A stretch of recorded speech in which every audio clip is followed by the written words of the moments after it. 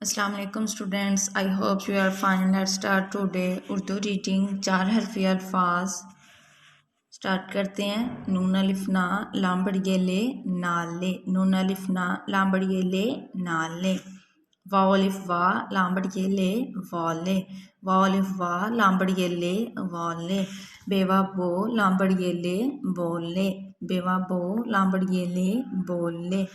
तेवा तो लांबड़िए ले तोले, तेवा तो लांबड़िए ले तोले।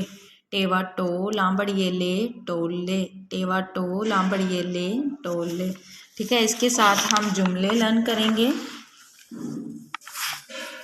बेअलिफ बा जिम छोटी जी बाजी, काफ अलिफ का लाम बड़िए ले काले, मीवा मो जे बड़िए जे मोजे, लाम बड़िए ले लाम वालो, बाजी काले मोजे ले लो।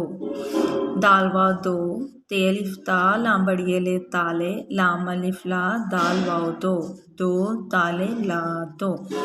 रे अलिफ रा नून अलिफ ना राना, नून बड़िए ने राना ने, अलिफ मद्दा मीमाम काफ अलिफ का टे बड़िए टे काटे, राना ने आम काटे।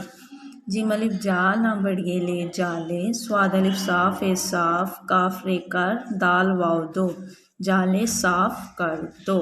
मीम रे मर गाइन बड़िए गे मुर्गे, बेवा बो लाम बड़िए ले बोले, मुर्गे बोले। बच्चों, आप लोगों ने इसी तरह इसको अच्छे से लर्न करना है। अल्लाह हाफिज़।